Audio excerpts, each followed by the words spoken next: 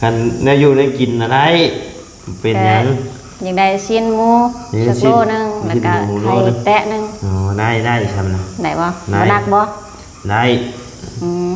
เป็นหยังดอกคอยฮักกะฮับของขวัญปีใหม่ก็เลยอยากฝากซื้อ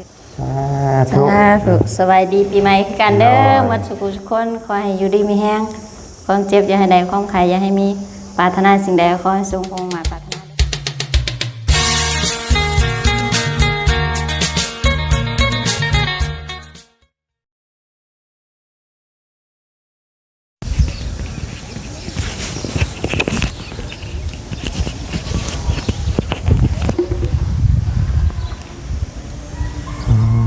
มาวันนี้เนาะเป็นยังไง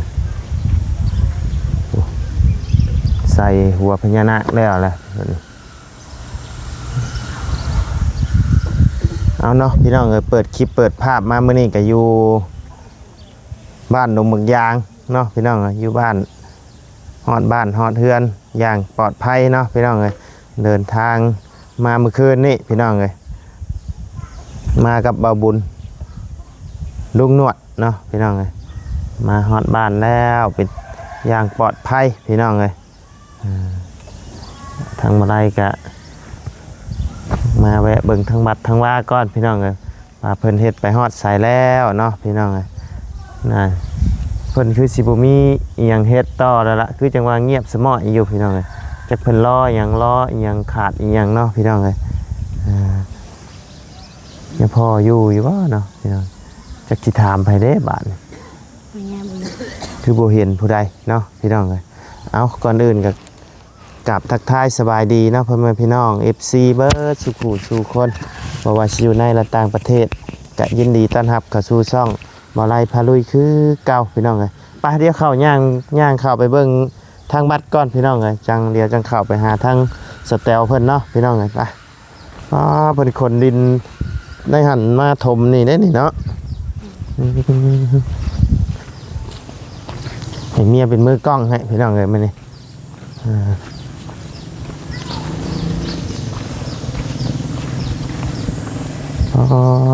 เทได้พื้นนี่เนาะเพิ่นจ้างบ่นี่นะ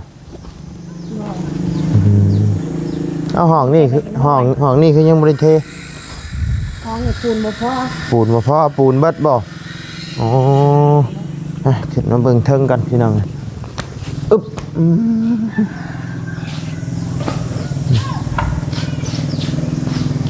ยังเหลือห้องเดียวพี่น้องเลยปูนบ่พอเนาะปูนเบิดก่อนเก็บเงินกันซื้อแล้วแต่ว่ายังบ่ได้ซื้อเก็บเงินชื่อแล้วเก็บเพื่อนเท่าไรนี่นะเดือนละ20,000ประมาณ2-3 สอบเนาะ2-3 สอบพ่อบ่โอ้นี่ก็ยังบ่นี่ห้องนี่ก็ยังพี่น้องแล้วกันนี่โอ้ยังเดือลายปูนนี่พี่น้องเลยต้องเทนี่น้ำนี่เทพื้นเพิ่นเทพื้นนี่เพิ่นใส่เล็กน้ำบ่นี่น่าจะบ่ได้ใช้พี่น้องในนี่จะใส่ปูนลายอยู่พี่น้องเลยมอง3 ห้องนี่เพราะว่าบ่ได้ซื้อเล็กเส้นมากอะ77 เส้นพี่น้องเลยใส่มาใส่หมองนี่ละพี่น้องใส่หมองไผสินอนอยู่นี่คือมีเสื้อมีสากมีหมอนเนาะแล้วก็โอ้ผ้าไมโซล่านี่เนาะผ้าไมโซล่าเอามาปิดทวนนี่แหละพี่น้องจะเอามาปิดทวนเนาะอ๋อแบบว่าเพิ่นให้ทั้งพอออกอย่างมานอนเผาเครื่องเผาของบ่ช่วงที่ยะพอเพิ่นบ่อยู่ช่วงนี้ก็มีแต่การแต่งานมีแต่บุญพี่น้องบุญใหญ่บุญบังไฟเนาะเพราะว่าบัดทั้งนี่ชวนนายเนี่ยเพิ่นก็สิมามุนเนี่ยคู่อีหยังไปเนาะพี่น้องเอ้ยเพิ่นก็บ่ได้อยู่ก็ให้ทางชาวบ้านอีหยังเพิ่นลงมาไอ้นอนเผาเครื่องเผาของพี่น้องเอ้ยยันเครื่องของเสียเนาะคือว่าแหละคันถึงไอ้เนี่ยพ่อเพิ่นอยู่กะเพิ่นอยู่ผู้เดียวกะเผาบกุ้มคือเก่าพี่น้องเพราะว่าเพิ่นนอนอยู่ในกุฏิพุ่นเนาะแล้วก็ อยู่นี่เครื่องคองอยู่นี่ก็ต้องให้ชาวบ้านพอออกไม่ออกลงมานอนเนาะเผาพี่น้องเครื่องคองที่เฮาได้ซื้อมากะเกียมไว้นี่แหละพี่น้องเล็กเป็นเล็กเป็นอย่างโอ้เส้นละ1,15,000พุ่นแหละพี่น้องโมเมนต์ถึกๆเล็กที่ว่าไล่ซื้อมานะมาไล่เอาโตเล็กเส้น12เลยเนาะเอาแบบเกรดดีเลยพี่น้องเล็กเ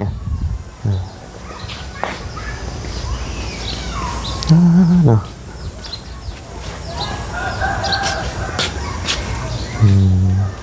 ก็สิประมาณนี้แหละพี่น้อง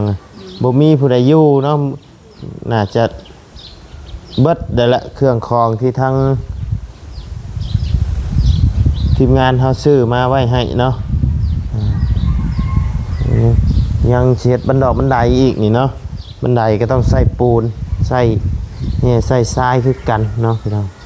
อันทั้งทั้งทรายนี่เป็นทั้งเบาหญ้าเพิ่นบ่ซื้อมานี่เบาหญ้าเพิ่นซื้อมาเนาะ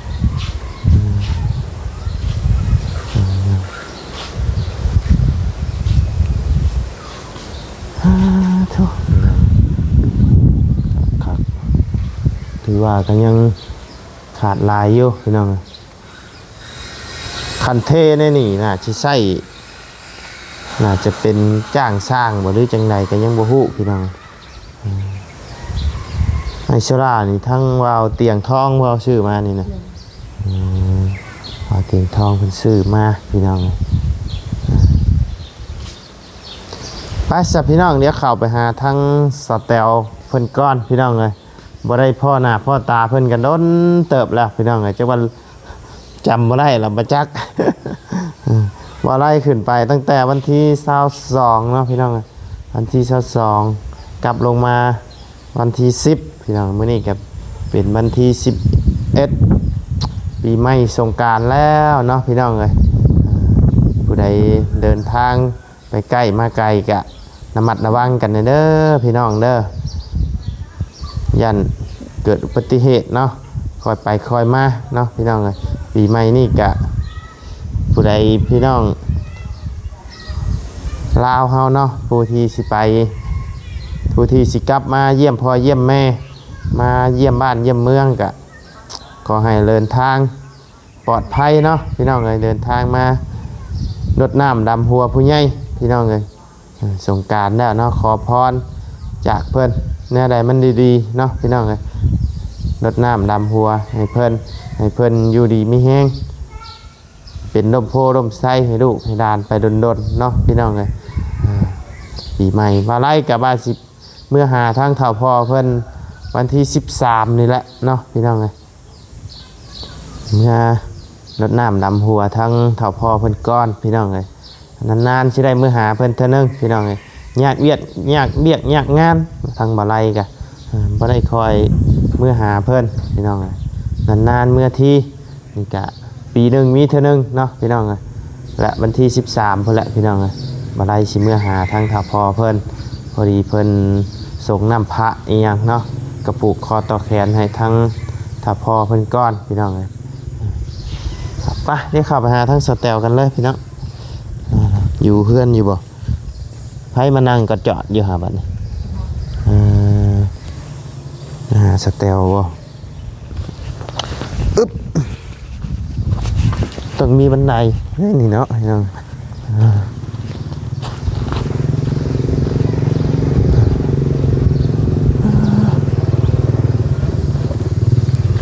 ใจเห็นอยู่บ่มือกล้องเขา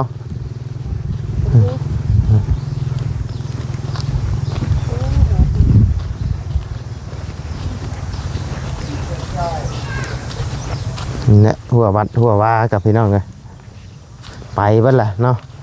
นี่ประตูใหญ่ทางออกโทษทาสีคักแล้วพี่น้องอะไรนี่เนาะใช้สเตลอยู่ใช้พอกลับมาบัดนี้มักไผ่จนชุกแล้วบ่นี่นะ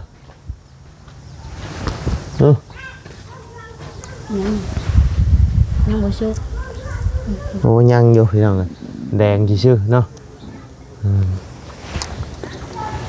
ยังมีหอนนวลอ๋อตอนเป็นดอกเลยความมาลกพี่น้องเอ้ยยาผัดบ่มีทางสแตลเพิ่นย้ายมานี่เบิดเลยเนาะเฮ้ไอ้ทรายเพิ่นย้ายจากหันมานี่พี่น้องเอ้ยบ่ให้ตันหน้าบ้านเพิ่นสิเอาไว้เฮ็ดหยังต่อเด้นี่เนาะเทพื้นเทหยังบ่มันเหลือเพิ่นบ่เอาแจกข้าววัดบ่เนาะพี่น้องเอ้ยว้าขึ้นงามเลยบาดนี่ยอดงามเลย อะไรเด็ดนอนนั่น ไพเล็ด จะขอเงินมาจักไปกินกับแกงน้ำมันบ่ได้ เจ้าบ่ บ่เลยจะขอเงินกัน เจ้าของเฮือนใช่เด้เจ้าของเฮือนบัดนี่พี่น้องเห็นแต่กระต๊อบเบิ่งมาหาลักหมักทั่วกันมีได้กินอยู่บ่หมักทั่วเพิ่นนี่มายามใดก็บ่ได้กินจักเทื่อลักปิดหมักทั่วสแตลเพิ่นเฮ็ดเตาพี่น้องเอ้ยนี่เฮ็ดเองบ่นี่เนาะนี่คอนตรวจอยู่พี่น้องเอ้ยใหม่ได้บ่หรือจังใดเบิ่งลักกินหมักทั่วเด้อหิวข้าวแล้วพี่น้องเอ้ยแล้วก็ผัดงาแล้วนะ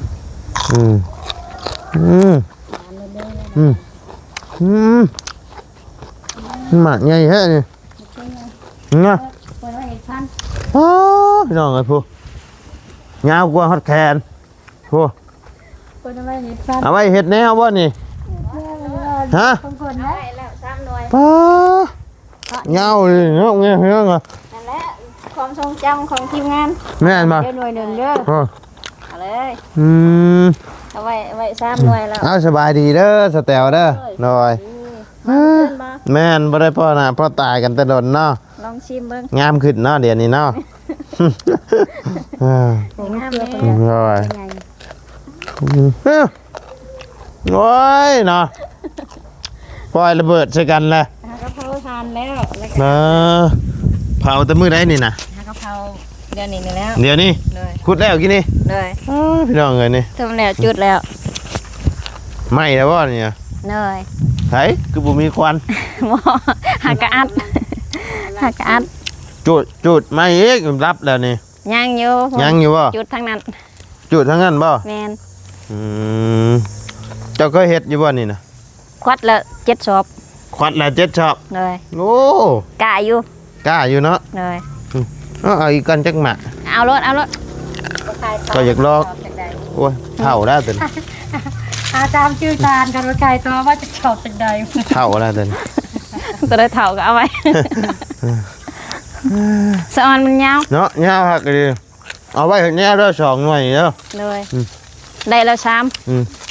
คอยจองก็2หน่วย เอารถ บ่ได้จองไว้ให้ตัวเองจองไว้ให้เมียปลูก ได้อันนี้แล้วความทรงจำของทีมงานงัวกินหาเทื่อยังบ่ลกทิ่ม เนาะ บ่ยอมลกทิ่ม ให้เป็นคนปลูก ปลูกเอง ปลูกเองเนาะ บ่ตื่นชื่อมาให้บ่ ของมาตูนชื่อมาให้บ่ เลยอันนี้บ่ไล่อันนี้ห แม่ น่วย นบ่ ใหญ่อยู่พุ่นแล้วก็ปั่นพุ่นสุกแล้ว ชุกอ่ะ เลย โอ้ เลย อ๋อหน่วยใหญ่ฮะเนาะ เอาไว้เบิ่งเอาไว้เบิ่งตั้งหน้า เนี่ย เล เนี่ย ย โอ้ยกินกับแกงหน่อไม้เนี่ยเนาะ เอารถเก็บเนี่ยมันเอาไว้หน่วยนึง อ๋อกินกับแกงหน่อไม้ได้ป่ะ เลย หน่อไม้มาแกงกินน้ำกันเด้อจักมือจักใด เลย มันยังแซ่บกินหลายคน เลยผู้ละอย่างผู้ละแนวอันนี้บ่เชียง เอาไว้เตียงบ่นี่ บ่เชียง บ่เชียง แล้วบ่พริกคนก็ได้ กุ้งม่วงของบ่บุญเนาะ เลย เจ้าบุญวันป้า ของเจ้าหน่อยก็โม คงก็เป็นดอกแล้ว ให้ม่วงใหญ่บ่ม่วงอ่ะ กินแล้ว กินแล้ว ได้ซ้ำกับปั่นมันหล่น มันหล่นบ่ เลย บ่ ทุ จับ จ้าทุจ้า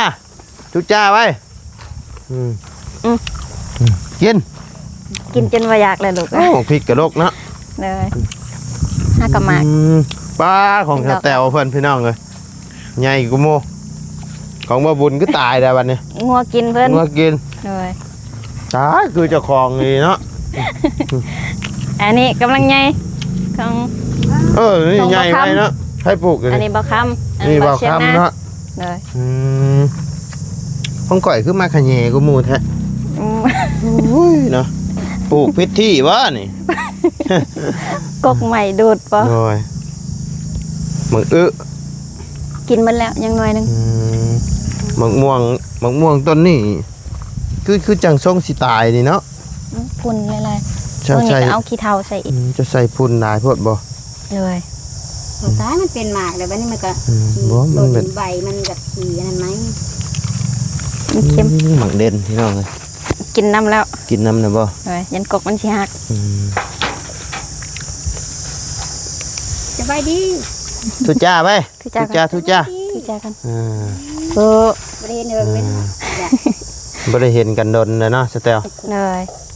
เดือนหนึ่งบ่ ฮอดบ่เดือน เอาขอให้เจ้าดาวฮอดบ่เดือน ชาก่อยไปคิดว่าฮอดบ่ บ่ฮอดก็ประมาณ3 มื้อ ซาวพอดีซาวปลายมื้อค่อยขึ้นไปรอบนี้ คืนเดือนที่ชั้น2ลงที่10 จนเมียถาม เจ้าคิดฮอดข่อยอยู่บ่เฮ้ยวะ จังซั่นก็บ่ลงมา คิดฮอดเต้าอยู่บ่วะเฮ็ดได้ซะเบี้ยงานอยู่พุ่นวะคิดฮอดก็อดเอานี่แหละวะก็สิลงมากับพ่อกระเทินคือสิลงมามื้อวันที่อันนี้บัดสิลงมาบัดสิลงมาวันที่3บัดวันที่มานอนคืนเดียววันที่4ก็ขึ้นไปขึ้นเฮือนน้องน้ำเพิ่นนะก็เลยเพราะว่าบ่บุญเพิ่นขึ้นไปวันที่4ก่อยลงมาวันที่3บัดก็สิได้กลับขึ้นไปอีกมานอนแค่คืนเดียวนะก็ได้อยู่ต่อบัดเอาขึ้นเฮือนแล้วบัดทางบ่บุญเพิ่นบัดยังบ่ได้อันลงมาก็เลยอยู่ต่อเนาะนี่บ่บุญเพิ่นลงมาก็เลยลงมาครับบ่บุญเพิ่นทางบ่ตูนเดินทางมื้อนี้บ่ตูนก็อยู่ร่วมกันกับบ่ตูนพี่น้องเอ้ยบ่ตูนเพิ่นยังเคลียร์เวียกเคลียร์งานอยู่สิคุยเรื่องสร้างสิมาเฮ็ดห้องน้ำเพื่อนน้องไส้เพิ่นพี่น้องเอ้ยได้สงกรานต์ปีนี้สิไปเด่นใช้ อยู่กับเพื่อนนี่แหละ อยู่กับเพื่อนบ่ เลย บ่มีหม่องไปก็ไปเด่นอยู่เพื่อนก็ได้เด้อ ก็ว่าอยู่ เปิดน้ำอาบอยู่เพื่อนนะห่อนก็ เลย หาซื้อ ลอยเท่านั้นนะที่ ซื้อมังหุงข้าวปุ้นมาตำกิน เลย น้ำกันมันจังแซ่บเนาะจังปีหนึ่งมีเท่านึงมื้ออื่นก็ได้เนาะมื้ออื่นแต่ว่ามื้อวันที่13นี่สิมื้อหาพ่อ เลย สิบ่ได้อยู่บ้านคือจังว่าเห็นชื่อตู้หยอกตู้เย็นมาบ่ เลย ไผชื่อมาให้นะ ชื่อเอง ชื่อเอง เลย ไปเข้ากินน้ำเย็นก่อนนะซะ ไป ไป มาพี่ลู เข้าก กินน้ำเย็นก่อนพี่น้องเอ้ย มาลูกก็กินวันใดก็เห็นแต่บางทั่ว เนาะใครแน่มารอบนี้พอให้พี่น้องเลยผู้แล้วเดี๋ยวนี้ ยังบ่ทันได้ทูเพื่อนอยู่ ท่านได้ทูอยู่ เลย เป็น คอย ยังเนาะ ไปทมอันนั้นคอยไปทมทาน โทษพี่น้องเลยคิวเพื่อนใหม่เด้ สีนะ ไปเติมไหมล่ะพ่อแกะนะ โดยเติมแล้ว จักแสน 3,800,000 ให้ไปเติมให้ ฝากน้ำเอื่อยกับอ้าย เลยกับอ้ายเนาะ เลย ได้อาหารยังกินมานี่ ผัดกะเพราไว้แต่เมื่อวาน ผัดกะเพรา คนลูกกะ เบิ่งเย็นใหม่ นั่นแล้ว โทษ เตรียมอยู่ โอ้ จับน้ำจับเอาหนัก ไปดึกมาเพิ่นใส่น้ำเนาะ เลย ช่วงนี้อากาศร้อน โอ้ขอบใจ ตู้ได้เปิ้นอยู่เลย โอ้หูจักแบ่งแน่นี่เป็ดมานี่โอ้ หมด จักล้านนี่ 3,130,000 3 ล้าน1 แสน เอาไปให้เช้าไป ให้เช้าอันนึง กินน้ำเย็นก่อนพี่น้อง แล้วก็เอาเขาเมื่อคืนก็เลยเอาเขาหมดเลย มีแห้งเลยกินน้ำเย็นเลยอากาศร้อนๆเลยนี่ ได้สับแถวนั่นคือเย็น เลย คนซื้อลองไปได้ซื้อ ได้ตู้เย็นหักไตเทียน ได้ตู้เย็นใต้เทียน ยังไม่ได้ใช้ เพิ่นยังบ่มาแล่นไฟเห็นบ่สแตล ยังอยู่ โอ้เนาะเนี่ยเล่นมอเตอร์มิเตอร์บอกเพิ่นเอิ้น มอเตอร์ มอเตอร์เนาะเพิ่นยังบ่มาติด สร้างอยู่แล้ว ฝากซื้อหลอดไฟกันได้ตลอดกดบ่ได้ อ้าวใช้เป็นได้ได อยู่ในนั่นแหล้ว ได้ตลอดมา เลยยังบ่ทันได้ทูกัน เป็นหยังเนาะลูกชายเจ้าเฮ็ดเองเดี๋ยวจังเก็บจังกวด ไปกันกินข้าวแล้วบ่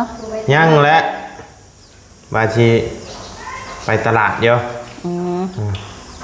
ไปรถจักร แม่น นึกว่ารถไทย กันรถไทยสิไปนำบ่ อยากไปอยู่ มื้อหน้าก่อนรถไทย บ่คงสิได้ไปหรอกไปก็หมดหลาย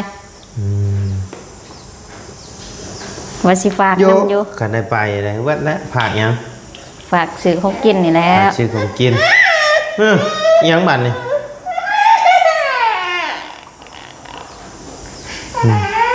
ย่องกินนี่เด้อน้อยเนาะ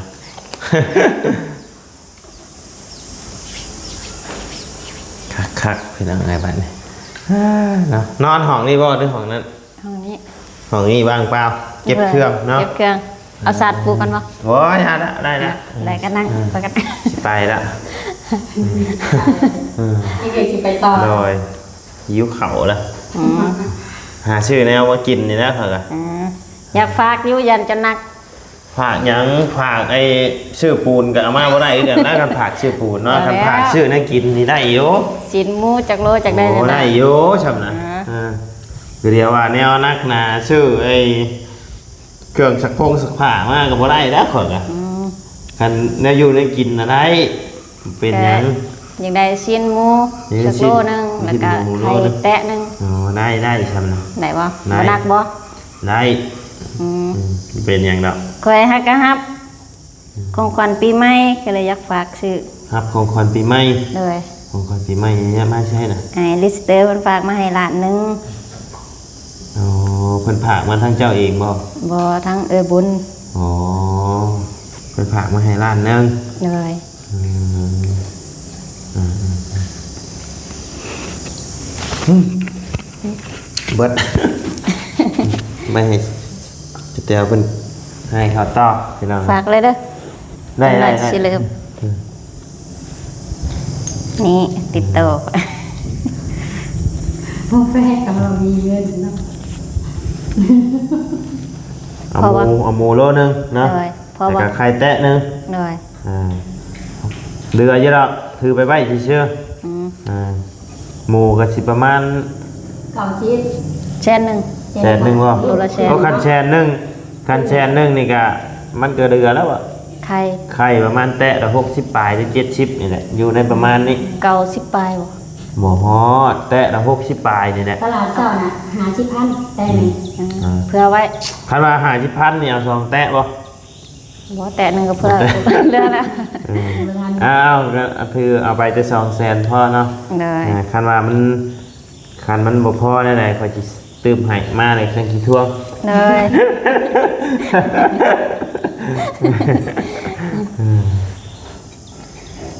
นั่งนี่เห็น กินข้าวเช้าแล้วบ่ ย่างเยอะ ยังอยู่ เลย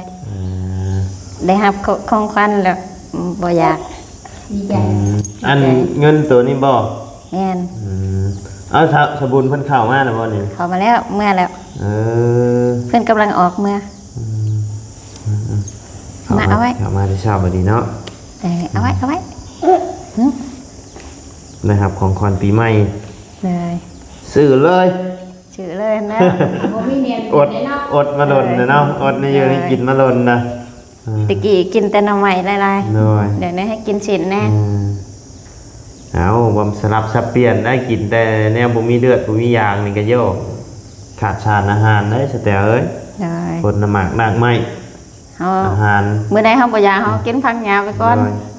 ผักหญ้าเบิดดอกเก็บ เลย ใส่ตามหมกทั่วหมกหยังไปกันแล้ว กินดุอยู่ โดยลูกมันกินน้ำบ่ได้เนาะ มัก มักอยู่บ่ มัก แบบ ผักลวกผัก ใครอยู่จะเพิ่นมัก ลวกผักน่ะมักคั่วมาเอาไว้เถอะเอาไว้เถอะ ขาดเด้อ เอาไว้เด้อ น้ สิเอา ขาดเด้อ เขาสิเอาไว้เขาสิเอาเชียงไว้ เอามาเอากันกระมุนเวลากัดถูกคนเฒ่ากัดขอดนม บ่มีหัวนมเปลี่ยน อืม เอาไว้ อืม ขาดหมดเลย ขาดเวลา